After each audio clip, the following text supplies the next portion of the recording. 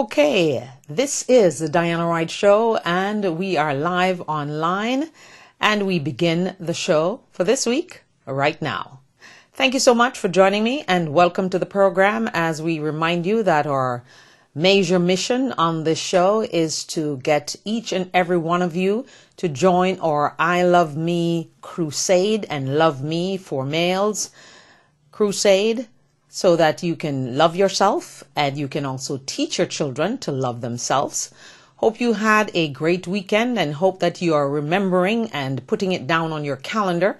For April 30th will be the National I Love Me Day, and we encourage you to spread the word, tell your friends, tell your family members, tell even the people you don't like to like themselves, because that would be the good thing and the right thing to do in the name of Jesus. It sure is. Yes. We should even accommodate our enemies or those who we think are trying to hurt us. So maybe if they learn to love themselves, then they'll be better people. So that's our mission. That's our goal. Just reminding you of our email address is dianawrighttv@gmail.com, and the telephone numbers to call if you'd like to join the conversation is 561-228-1921. That's 561-228-1921. We ask you and plead with you to like us on Facebook and give us the thumbs up. And of course, tweet us and let us know what you're thinking and how you feel about the show and what topics you think we should cover and what we might be missing. And if you'd like to join the show as an author, that we could review your book and interview you, then that would be fine too. So that telephone number is crucial for you to write down. And we begin this morning, and we begin the show with none other than Cuba. Cuba is where we start today because Raul Castro has decided that since his new 5-year term started yesterday, he has announced that he will no longer seek re-election or anything after 2018. So when this term ends, we will see no more Castros unless there's another Castro lurking in the winds that we don't know about.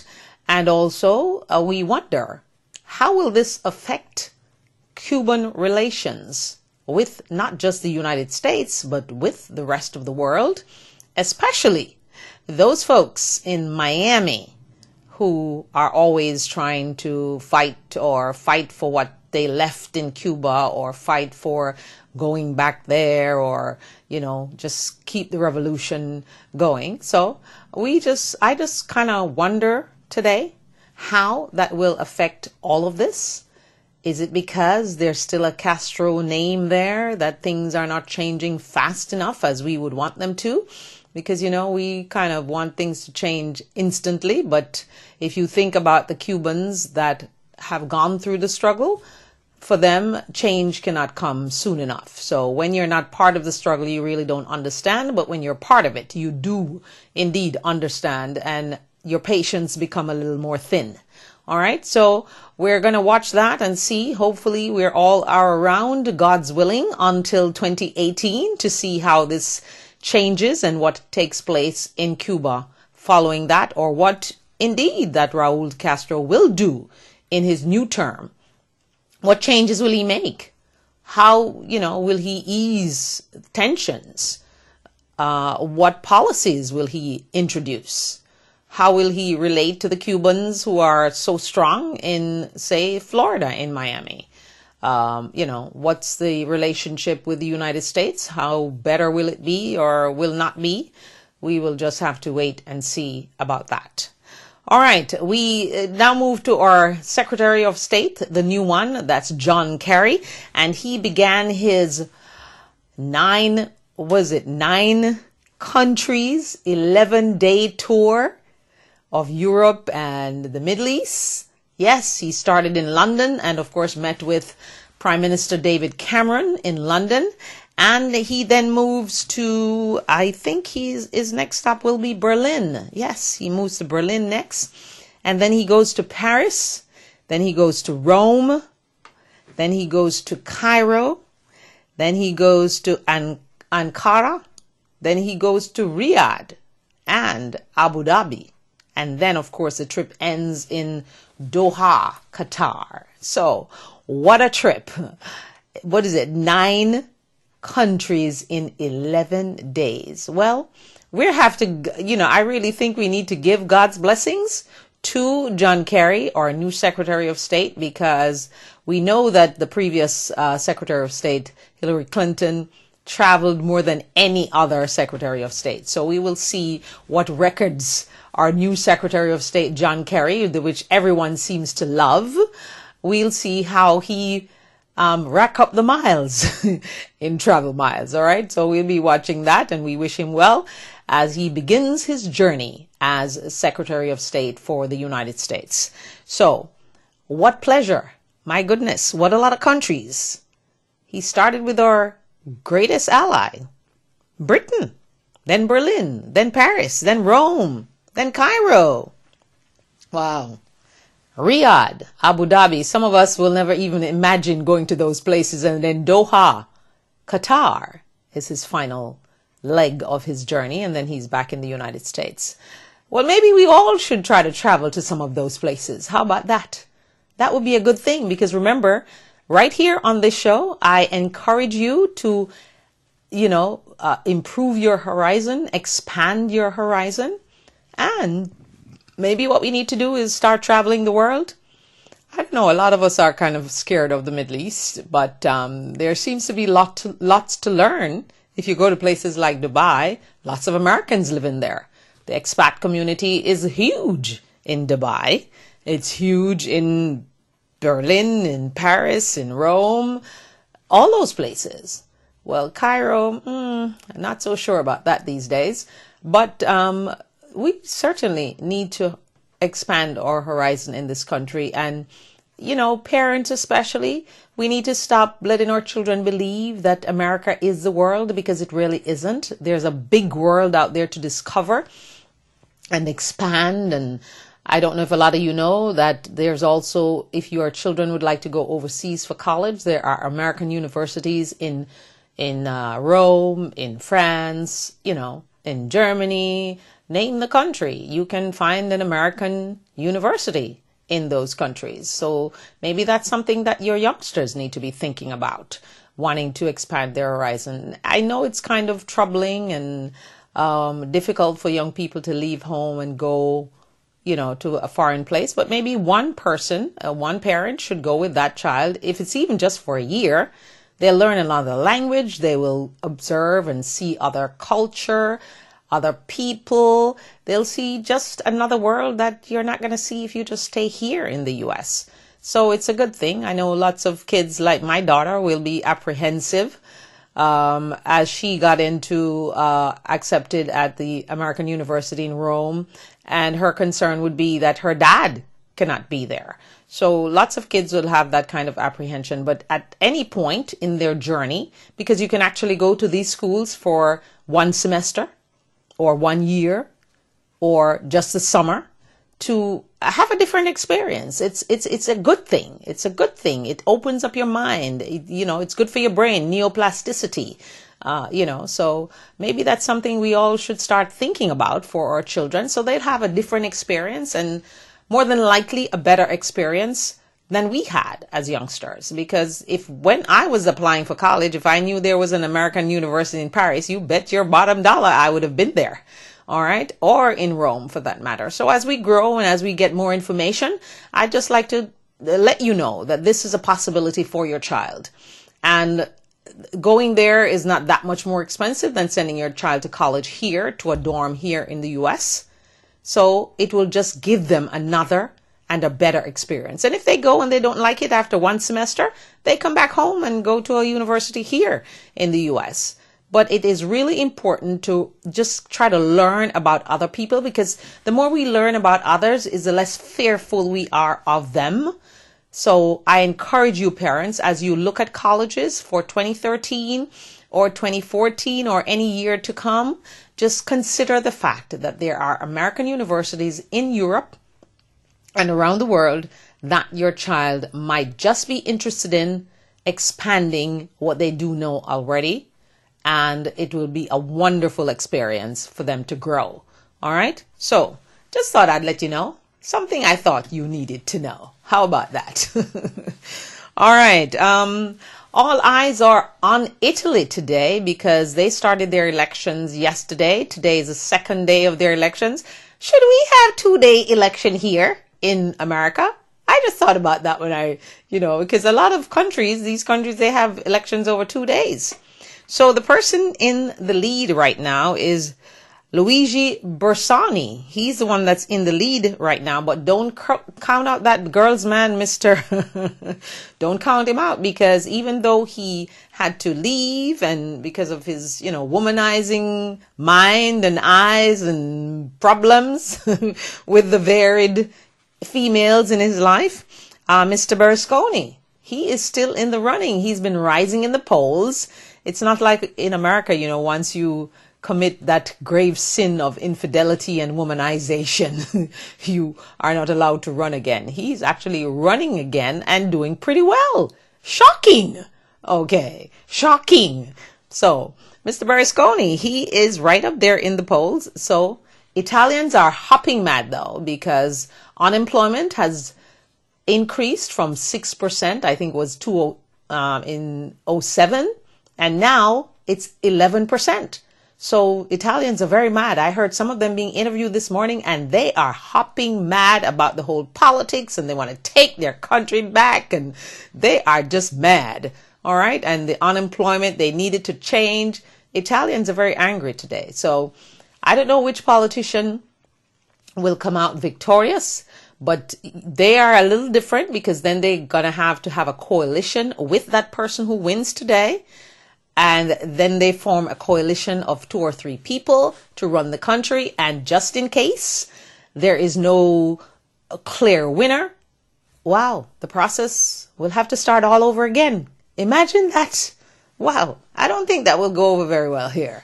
All right, in the United States. So once again, we welcome all our viewers around the world and in the United States. And we thank you so much for joining us inside the Diana Wright Show live online this day, as we continue with more news in the Pistorius family.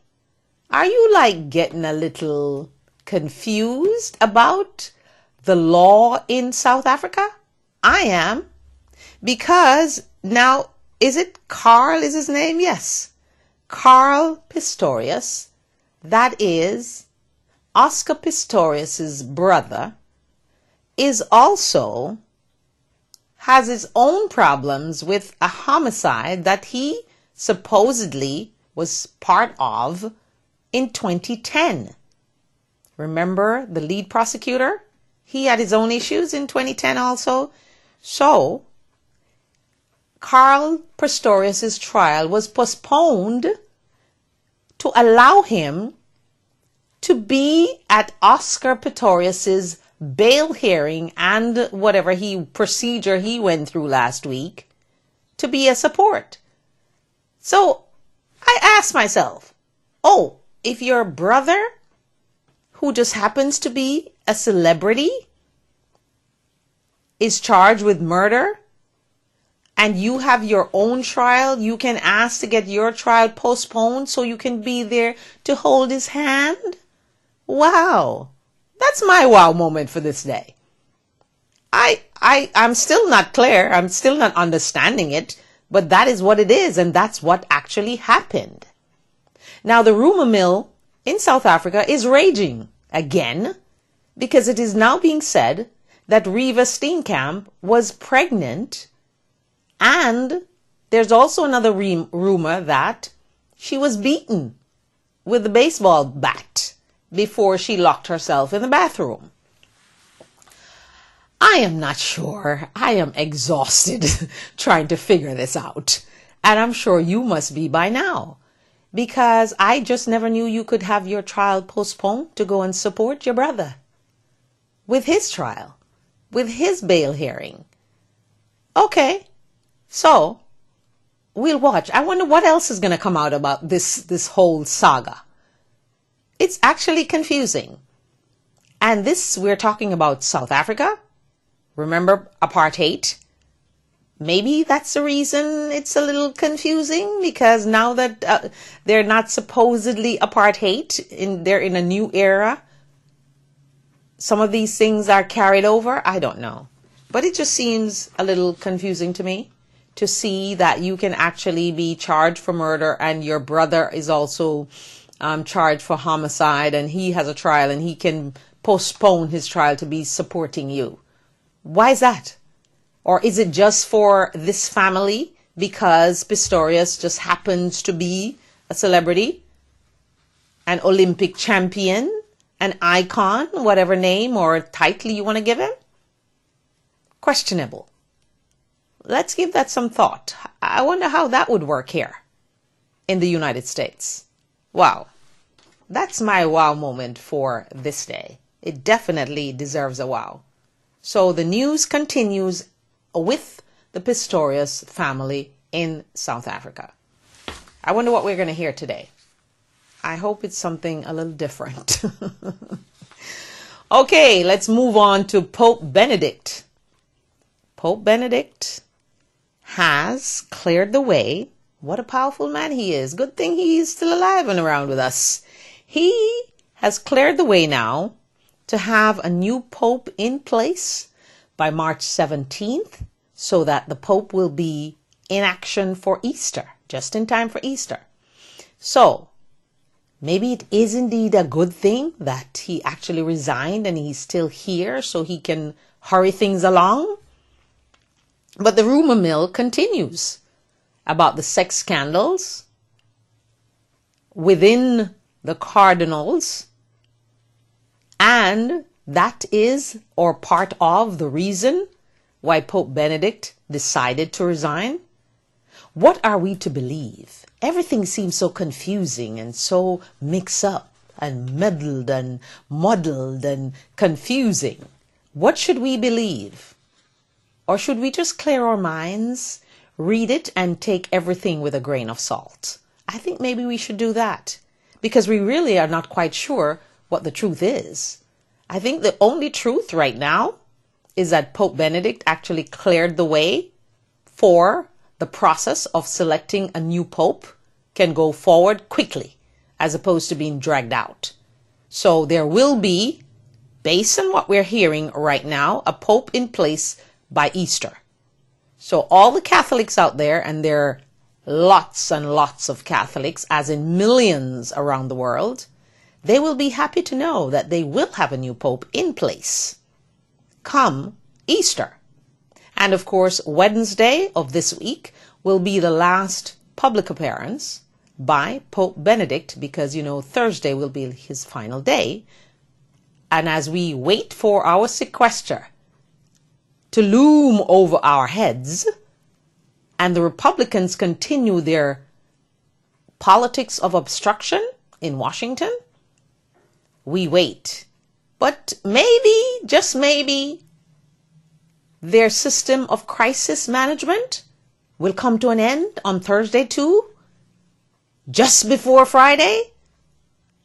So maybe as the Pope leaves the public persona, the public eye on Wednesday, the Republicans will come in the light on Thursday and do not allow the sequester to go through on Friday. That would be a wonderful thing. But I do believe that the only power that can make that happen is Jesus. Because the Republicans really need a Jesus moment, a Jesus intervention, to let them understand that you cannot continue to rule and manage in crisis mode every 3 months, or every month for that matter. It seems like it was just yesterday that the whole jumping over that cliff, falling over the fiscal cliff happened, and here we are again.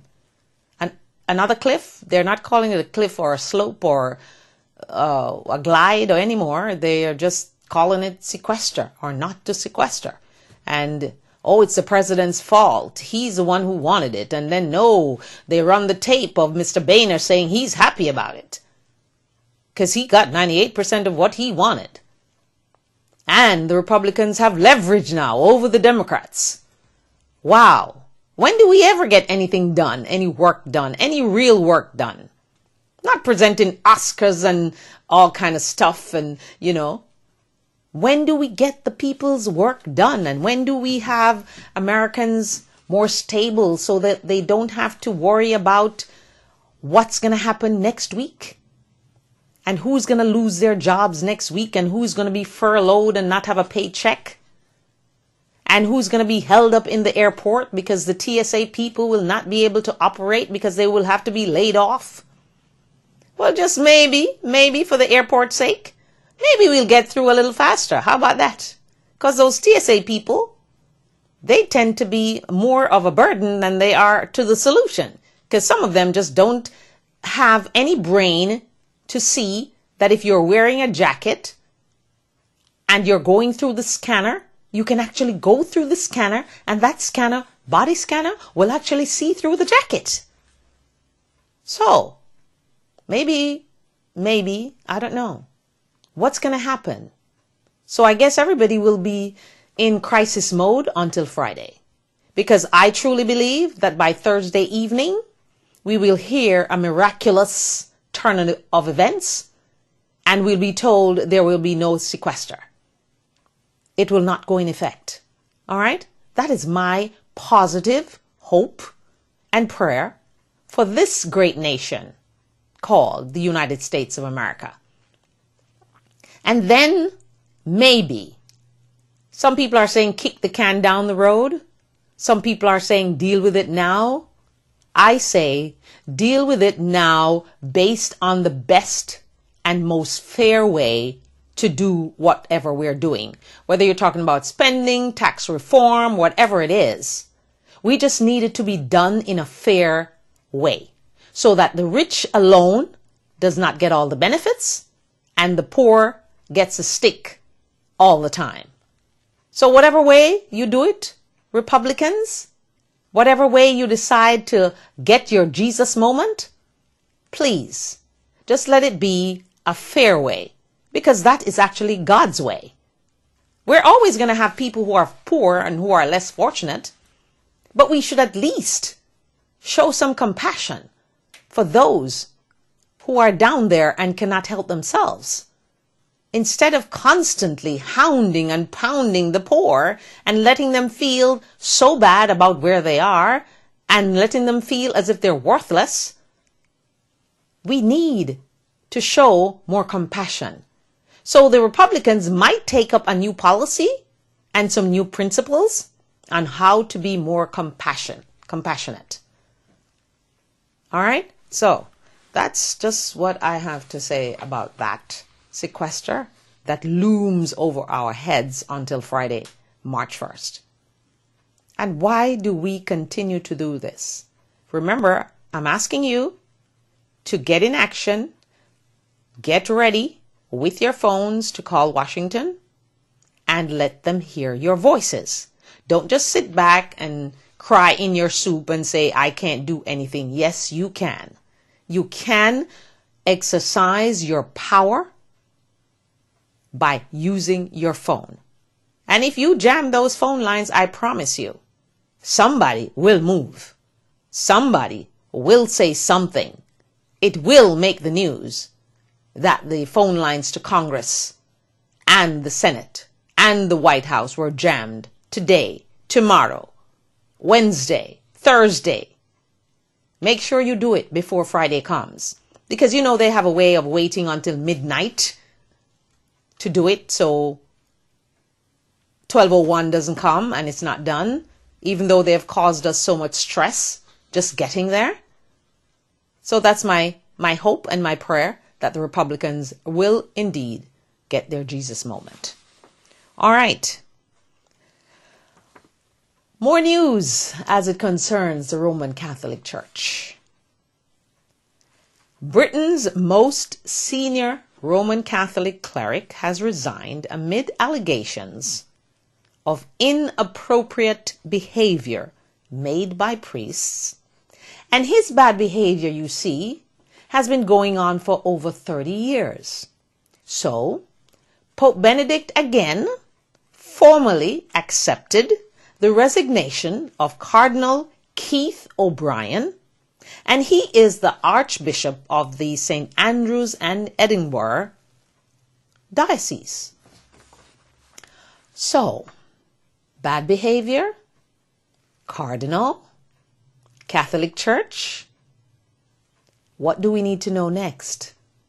What's going to come out of this one?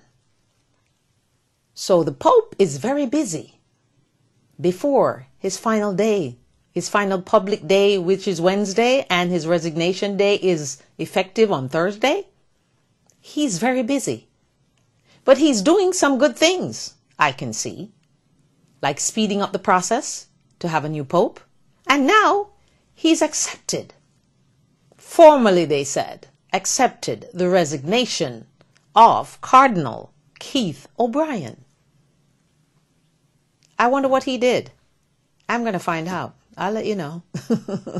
It seriously becomes tiring to hear about the behavior of priests, even though they wield so much power and so much authority over their congregation.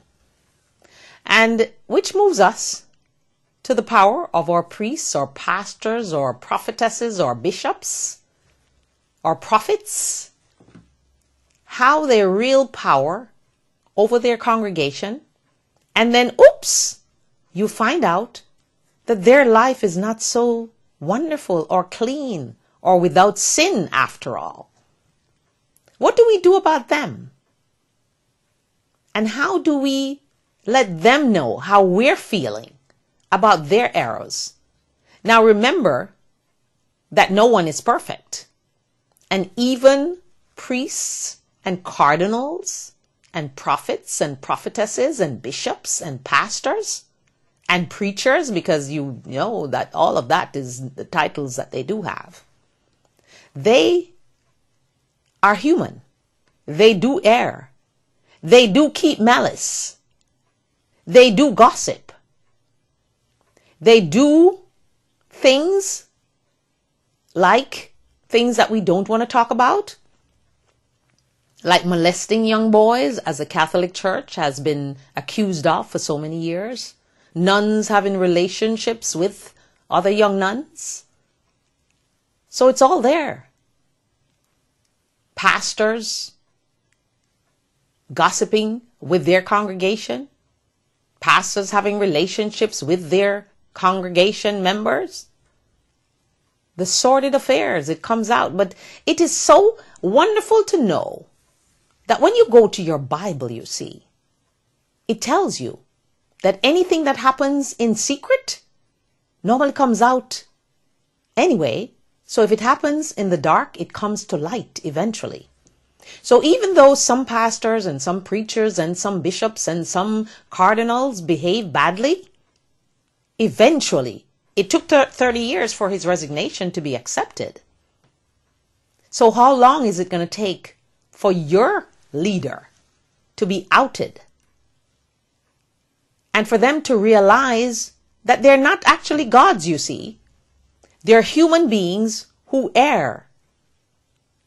And we who go to these churches, we need to understand that our preachers, our prophetesses, our bishops, our cardinals, our priests, our pastors, our preachers, they're not people that we need to idolize.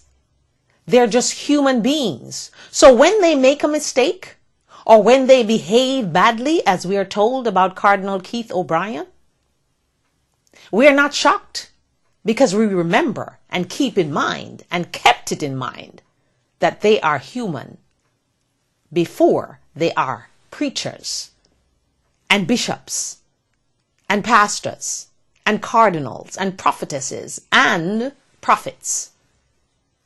Because some of these prophets that you see on TV, oh, if they don't get your money, they can't give you a prophecy. Make sure you know what you're doing before you send your money. And the phrase for that I've heard in the church is prophesy. So when someone can only pray for you or give you some kind of prophetic word only if you send them money, I would say to you, keep your money in your pocket and read your Bible. Because the answers you're looking for is actually in your Bible. Once again, thank you for joining us from around the world and in the United States. This is the Diana Wright Show live online, and we thank you so much for joining us today. All right, we'll continue now as we go to, I want to talk about not just young people today. I want to talk about people who are getting older. Like myself, we are all getting older. But you see, I don't think anyone kind of took the time to tell you or advise you as to things that you need to think about when you're getting older. First of all, retirement is not a word I like, but it's a reality. It's not a word that I think about because I wonder, retire and do what? Retire and watch TV? Or retire and travel? You shouldn't be waiting until you retire to travel. You should be traveling all the time within your lifespan. Because when you get to 67, which is the age right now for retirement to get your full benefits from Social Security and Medicare, it is advisable that you do the things that you want to do before you get to 67. Because maybe, just maybe, when you get to 67, you might not be able to enjoy the things that you want to enjoy. Now, I wish and I hope and I pray for you that you will be able to do all of that after 67. But ladies and gentlemen, that is not promised. You might just be sick. You might just be too weak to travel. You might just not be interested in traveling anymore. So whatever your plans are, please, I want to hear no one else who is getting older tell me, oh, when I retire, I'm going to do this and I'm going to do that. Please do it now. Don't wait, because tomorrow may just be too late. So I got some tips for people who are retiring. And I do want to also inform you that if you wait until you're 70 years old, my husband enlightened me about that yesterday, that if you wait until you're 70, your Social Security check would be bigger. So if you have the strength to continue to work until you're 70 years old, which is a big number in my opinion, then, only then, will you see a larger Social Security check. But 67 is a benchmark right now. And just thinking of 67 make me feel old. So I'm one of those people who really want you to enjoy your life now. Love yourself now. Love yourself today. Don't wait for tomorrow. Look in the mirror right now and say, I love me, because maybe 2 seconds later you're not around to do so. So if you are leaving everything until you retire, please don't. Because life is meant to be enjoyed. Remember, the first miracle that Jesus performed was at a wedding. So he was actually in a joyful place, a place of celebration and enjoyment. Yeah? So when we think about the fact that we're Christians and all we need to do is go to church, absolutely not. We need to widen our scope, be exposed to other things. So you actually know what's going on in the world. You don't have to partake with what's going on in the world, but you need to be aware of what's going on in the world, especially if you have children, because you need to know what they have to deal with in their lives every single day. You need to know the music that they want to hear. You need to know about the technology that they are experiencing, because even though I might not want to be involved in computer and whatever, that's where the future is. So we as parents need to take the time to learn and to see and to expand what we know. Don't talk about you don't know how to use this and that and whatever, and your children can just wrap you around their fingers because they think you don't know. There is no one that should not know how to check an email or have an email address. Because believe me, your youngsters will take advantage of you if they realize that you don't know what's going on. They will. Because that's how they're made up. to test us and to see how far they can push us and what they can get away with. Okay? So parents, I'm asking you please to make yourself knowledgeable about the life of a teenager, especially right now in the United States and around the world, in Europe, wherever you are. You need to be doing the same thing. Of course, you know, in Europe, a lot of those kids are way ahead in technology of here, even though we think that America is first. It's not. Because when you go to Europe, those kids, I think everybody even has a cell phone before they're born. Seriously, you know. So, and they look at you kind of strange if you don't know how to use what you're using. So that's what we need to do as parents. Make ourselves knowledgeable about what's going on, whether it's music, whether it's their friends that they're keeping, whether it's technology, whether it's the college they're going to choose, the major they're going to choose, and give your advice as necessary. Because children need guidance no matter how they act as if they're grown up and they don't need you because they're now 18 or 19 or 16 or whatever. They do. Because trust me, most young people don't have a clue about anything. They're not even sure about their schoolwork. And if people are figuring out their lives at 50, I don't see how a teenager has their life figured out at 16 or 19 or 18. All right. So let's not give them a free rein. Let's rein them in and give them the advice that they actually need from parents. All right. So let's start here now. 67 is the new retirement age. Yes, I'm sure you know. So before you plunge into the retirement journey, I just want you to think of a few things. So I'll start by saying this. And of course, this is trending online, so you can verify that what I'm saying is true. Make sure your retirement benefits are vested.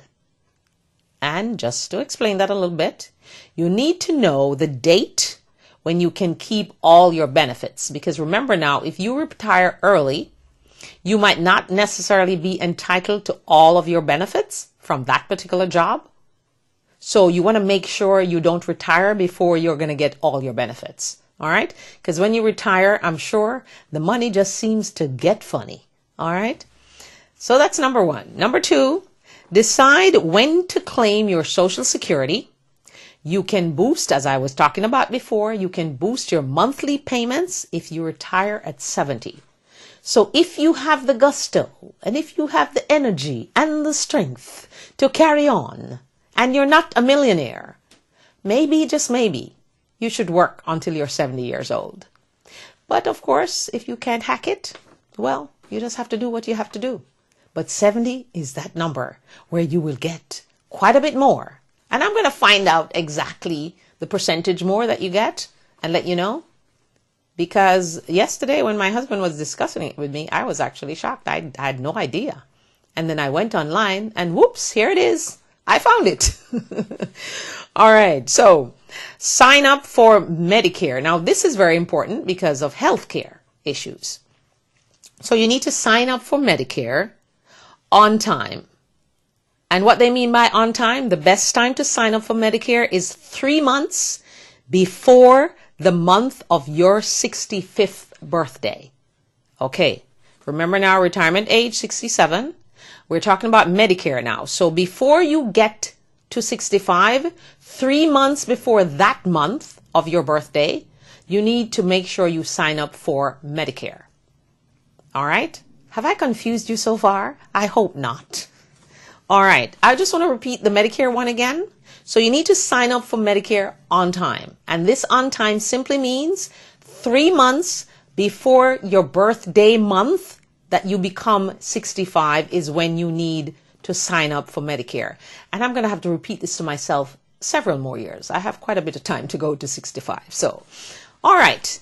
Let's see. And I know a lot of young people who are probably watching the show are going, I'm not interested in that. You better be interested in it because you need to know. If you don't even know it for yourself, you need to advise your parents because sometimes your parents are not paying attention. So as young people, as if you're in your 20s, 30s, whatever, you need to help your parents out sometimes. and give them the proper information so they're guided. So you might not need the information for yourself right now, but think about needing it or having it for someone else you know that might just need it. All right, protect your savings. That's a good one. Shift, well, a lot of you might not be, this one might not, kind of have anything to do with you, but listen anyway. Protect your savings. That means you should shift your primary investment strategy, just in case you're Mitt Romney or one of those guys. So, with no joke aside now, shift your primary investment strategy from growing your investment or your wealth to protecting what you have. Because people like Mitt Romney, they don't have to worry about those things because they have so much money, they cannot outlive the money. All right? They will be spending and buy 10 cars and have elevator garages, and the money will still not even feel a dent. But for you and I, if we have any investments at all, we need to move from growing your wealth to protecting what you have. So don't be greedy now. If you're getting to that retirement age, do not risk your investment to think you're going to get a quick buck. Because I know lots of elderly people who I know very well lost their money in the stock market in the bad days. So even though it might be 1,400, hovering over 1,400, they're predicting it will go to 15. Wow. If you are older, watch your risk because you could lose it all. Not to scare you, because risk is good. But when you're getting older, you need to protect that wealth that you already have as opposed to trying to expose it. And don't listen to the broker if he tells you to. Okay, next one. Develop a plan to spend down your assets. How you will convert your retirement savings into a stream of income that will actually pay your bills every month. All right, so you got to look at that, see how much you have, how it's going to help you to pay all your bills that you have now, because you're going to have those same bills when you retire. So make sure whatever you have can cover all of your bills every month. All right. I think this is the last one. No, I think I have two more. Remember to take the required minimum distributions from your 401k if you have one, because not all of us have 401ks. I don't have any. So remember to take the required minimum distributions from your 401k if you have one. After age 70 and a half, you will be required to take annual withdrawals from your traditional 401k and IRA. That's your IRA accounts. So if you have an IRA account and a 401k benefit that, your job did the matching fund thing, then you're going to be expected to take withdrawals when you get to 70 and a half. All right? So you want to keep that in mind. And if you don't do that, the penalty is quite stiff. It's 50%. That's the penalty.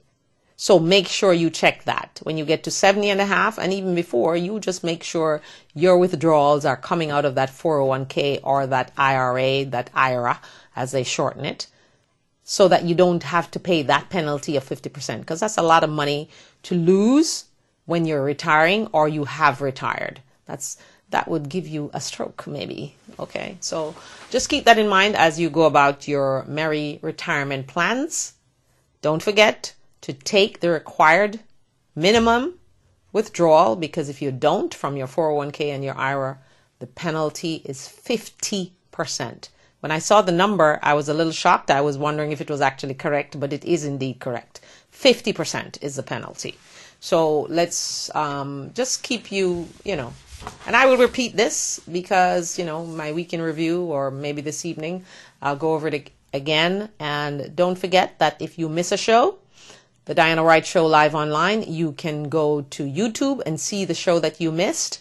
And also you can go to my website as dianawrighttv.webs.com. And if you're watching me right now, I don't need to be giving you that address, but I'm giving it to you anyway, so you can pass it on to your friends or anyone that you'd like to join in the conversation.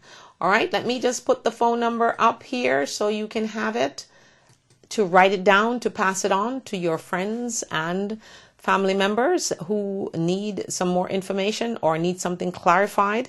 Also, we are going to have available the sales of the Diana Wright show that we did in Jamaica, and that was aired in London and in the Caribbean, or the Caribbean, as some say. We're going to have some of those shows available for purchase, and we're going to probably upload a few of them to the website.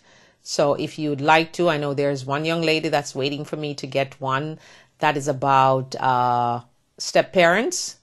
We have that, and it's thankfully God has just led us to someone who can do it for us, and we're getting that done. So as soon as I have them, I'll give you a call. I know Althea is listening probably and watching and wondering, when am I going to tell her about the tape? Yes, I'm working on it. I always keep my promises. So we finally got someone to transfer the tapes for us, and it costs quite a bit, but I know that some people do want the tapes, so I decided to make that investment, and it's going to cost you, of course, to purchase the tapes. But I'm also inviting you to go to my web store and purchase one of my I Love Me t-shirts for your loved ones or yourself or your children or your significant other. And it simply says, I love me. And for the men, when you make your order, we will just be saying on your shirt, love me. It will not be I love me unless you actually want it that way. All right. So because the masculine to the I love me is love me. So if you would like yours as a male to stay with the I love me, just let me know and I will satisfy your request. All right. That's what we're here for. So please just give us the thumbs up on Facebook and like us on Facebook and tweet us and call us and get involved in the program, because I'm sure the access you have to this show, you have to no other show on NBC, CBS or ABC or Fox or whatever. You have access. This is your show to get your views out and to get your information out. And speaking of information, before I continue, I just want to remind you that there's a concert coming up. Praise Time Promotions presents Jesus Lives, and that will be taking place March 16, and that will be in Lauderhill. We'll give you some more information about that as the time gets closer, but I'll just tell you that some of the guest artists for that particular show will be Second Chance and Jay and his Anointed Voices group. So also, I'd like you to do me a favor and write down on your calendar October 5. October 5th is going to be a very significant day for Save a Life Jamaica Foundation, which is headed by the president, Novlet Gale, and I will give you all the information you need, but I'm going to spur you on and make you wonder and ponder, what is this big thing that's going to come up October 5th? It's a Saturday evening. It's an event that you will not want to miss. And wherever you are, we can have you come in from New York, anywhere around the world. We want you to come. And if you can't come, we want you to save a life by donating. We'll tell you all about it. It won't be a lot of money. Only $20 donation is what we're going to need for that. And we're going to ask you, please, to participate. Come October 5, it will be an affair that you will never forget, and it will be an annual fundraising Saving a Life Foundation. We are saving lives, and that's what we want to do. We want to help people. We want to do good. We want to know that we have the funds to help people, not just in Jamaica, but all around the Caribbean, here in Florida, wherever you are, and there's a need, and we can satisfy that need. We're just starting in Jamaica and in the Caribbean, but we're not limiting ourselves to that. So we're inviting you, and I'm encouraging you right now to go to your calendar and circle the date, October 5. Make no other plans for that date, because that date, I promise you, the affair will be an affair that you will not forget. It will be unforgettable. How about that? So we're going to need your support, and it's for a good cause. All the funds, all the money that we raise will be going to Save a Life Jamaica Foundation. And don't let the Jamaica Foundation fool you. We'll be helping people in general. All right. So if you're right here in our local community, We will help you, but we just had to focus on one place because they seem to really need the help, and a lot of people just dying because they can't afford to get a test or take the right test, or they're going to the hospital and they don't have enough dressing to dress their wound and they're diabetic, or there's not oxygen in the hospital. Those are the stories we're hearing out of Jamaica. So we just want to help some way in our little way. So we asked you to join hands with us October 5. It's a long way away. It seems like I'm talking about it way too early, but I'm sure Novelette Gale does not agree with that. She wants you to get vibed up, motivated, and get ready for the greatest occasion, October 5, courtesy of Save a Life Jamaica Foundation. We had a board meeting yesterday. I'm a member of the board. We have Anne-Marie Ebanks that joined the team, and Jay Gale, who joined the team also. And of course, our regular board members like Mel and Marlene and Novelette Gale and Chief. We were all there, and Natanya had to work, so she could not attend the meeting, but we had a great meeting, and we have a great event planned for you to save a life. As you give that $20, you're actually saving a life. You're doing something for someone who is unable to help themselves. So I'll just keep you in mind, tell you all about the occasion as we, get the place and all that good stuff. But we want you to circle, like when people are getting married these days, they send you that card that says save a date.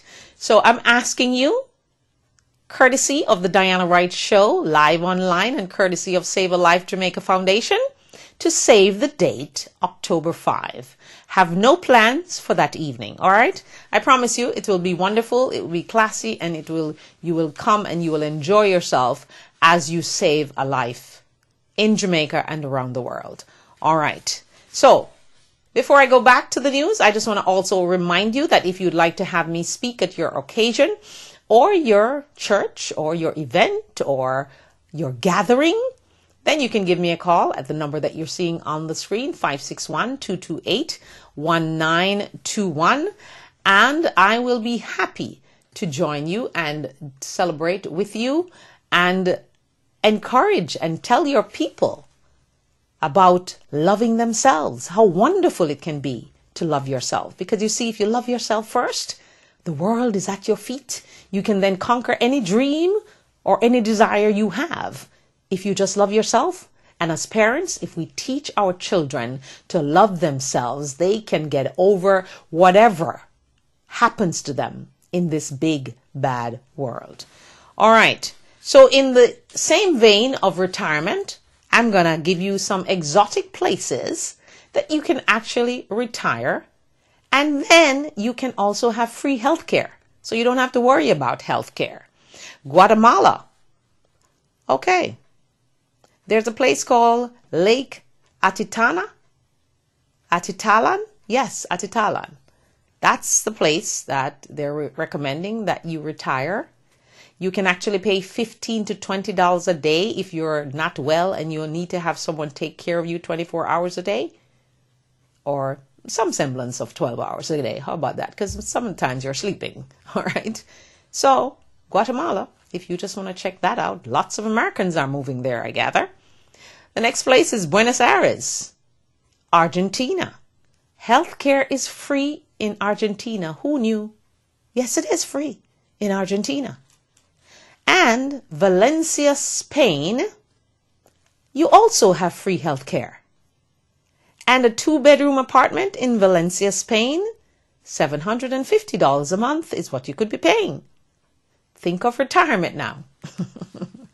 Okay, Vancouver, British Columbia. Well, they're noted for not being so cheap or so inexpensive, which is the politically correct word to say, but they have free health care. How about that?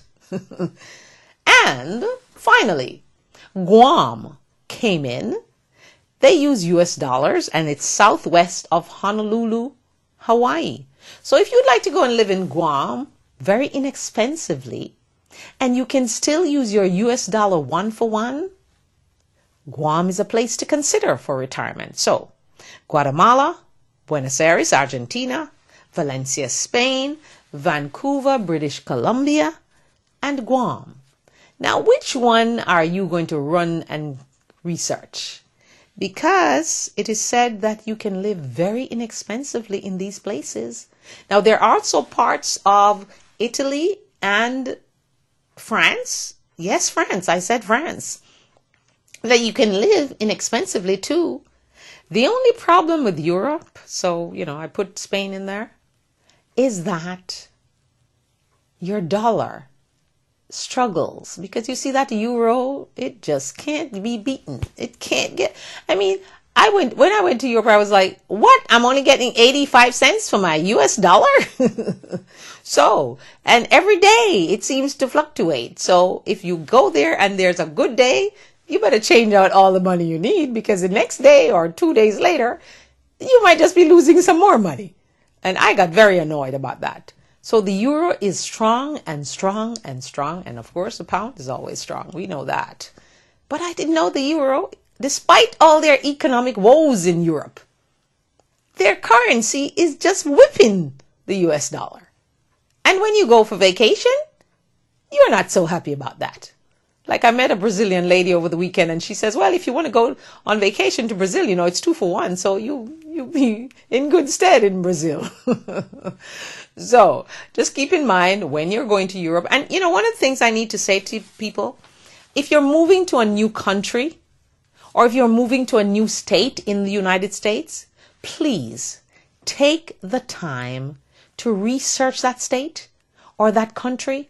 Know their customs. I'm tired of watching television here, Americans in Europe going, oh, the bathroom is so small. The apartment is so small. That's what they do. And the refrigerator, that's a big one. Americans are always complaining about the size of the refrigerator in Europe. That is the size. So if you're moving to Europe, you should have known that before you got there. Small refrigerators, small apartments, small bathrooms, and most of the times, they're not as luxurious as what you're coming from.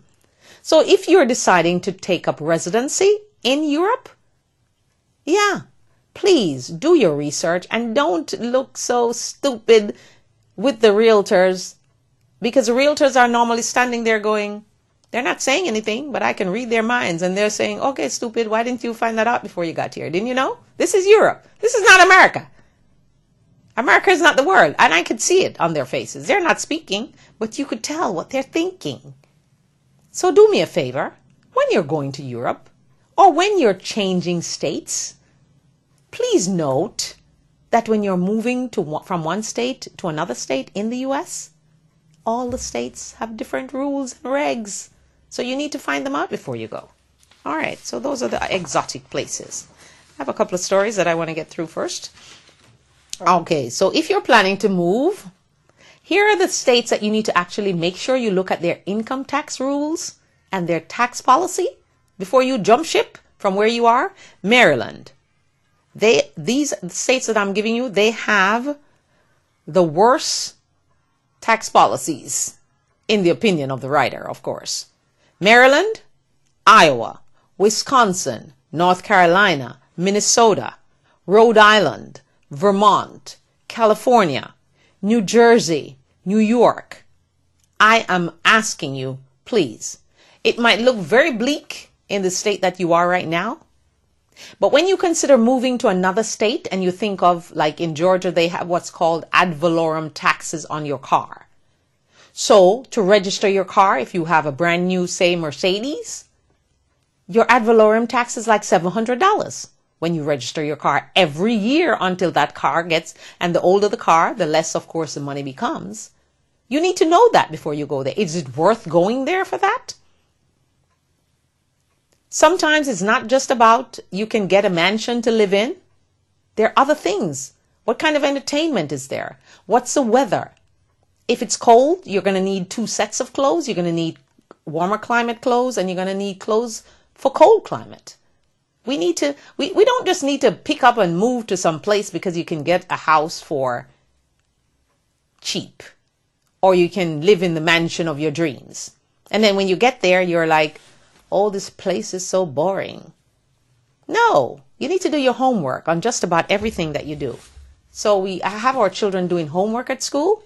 We need to do our homework if we're deciding to take our families up and move them to another state in the United States of America, or we're moving them overseas to Europe, Asia, the Caribbean, New Zealand. There's so many places. New Zealand is beautiful, but New Zealand is very expensive. They have lots of things going for them, including free healthcare, but trying to buy a house in New Zealand is very expensive. So we need to do our due diligence before we actually decide to make that move, because the grass always seems to look greener on the other side until we get to the other side. So once again, we welcome you from around the world and in the United States. This is the Diana Wright Show live online, and we thank you so much for joining us. And we now come to another story that I thought was quite not only disgusting, but interesting. There's a hotel in Los Angeles, California, that promotes itself for being inexpensive for travelers who come from Europe and all over the world to stay there. But that hotel has had a very unfortunate past, if you will. Lots of folks went there to kill themselves, commit suicide, the correct word. Lots of things went on there. But the most disturbing thing that went on there in the past couple of months and weeks is, brace yourself, a young woman, because everybody was wondering, why is it that the water coming out of the tap is black before it becomes clear? Why is the water pressure so low? They searched, they investigated. They could not come up with a conclusion. But do you know what the conclusion is? A young tourist from Asia just happened to have been killed and been put in the water tank. So all those people in that hotel was actually using the water that was coming through the pipes from a dead body. Oh, how scary. Well, we move from bed bugs in a lot of hotels, even the ones that we think were exclusive and expensive. They had bed bugs too. But now, imagine a dead body in the water tank of the hotel. It's called the Cecil Hotel in Los Angeles. So, what do we need to do if we're going to stay in hotels? Watch that water pressure. If the water is coming out black, check out. Because it took them weeks and weeks to find this out. And I was totally in shock when I heard that this young woman's body was in the water tank. Hence the low pressure, hence the black water. How gross. But we have to protect ourselves. So if you're planning to stay at the Cecil Hotel, because all her friends are saying that she knew the history of the hotel with, people committing suicide and all bad things, and it's, a little haunted and all of that. But she still decided to stay there because it's so cheap. The cheap way is not normally the best way. Sometimes it is, sometimes it isn't. So I'm just asking you to take heed and be careful how you spend your money when you go on vacation. Sometimes maybe it's better to stay less days as opposed to going to a cheap hotel. Now, I'm not the cheap hotel type. I like to go to the best hotel, but I want to make sure that hotel has no bed bugs. Because when I go to a hotel, you see, they have to strip the bed in front of me and give me new clean sheets. That's one of my policies. What's yours when you go to a hotel? Because I don't want to know that I'm sleeping in a bed, that the sheets were not changed for weeks because that hotel room in particular was not rented. So they had no need to change the sheets. So my request when I go, it's annoying sometimes for the hotel, but I nicely request, could you please change the sheets while we're here? And I stay in the room and watch them change it. Sometimes, and most of the times, I actually help them change it and help them to make up the bed. Because I do want to know that I'm sleeping in a fresh set of sheets because, the mattress is already going through its motions with a million people. So at least I'm sleeping on clean sheets. Most of the times I travel with my own pillow, but sometimes it's not conducive to do so. So I am forced to use the pillow also. But that's just my little advice that I thought you needed to know today. And I thank you so much for joining me. And don't forget to like us on Facebook, give us a thumbs up. And you've been watching the Diana Wright Show live online. Again, if you love something, set it free. If it comes back, it's yours. If it doesn't, it was never yours. I encourage you to join my crusade, I Love Me crusade, to make you love yourself. And I will not stop until each and every one of you love yourself and teach your children to love themselves. Have a great day. Au revoir. Ciao. Adios. And 8 p.m. this evening is next.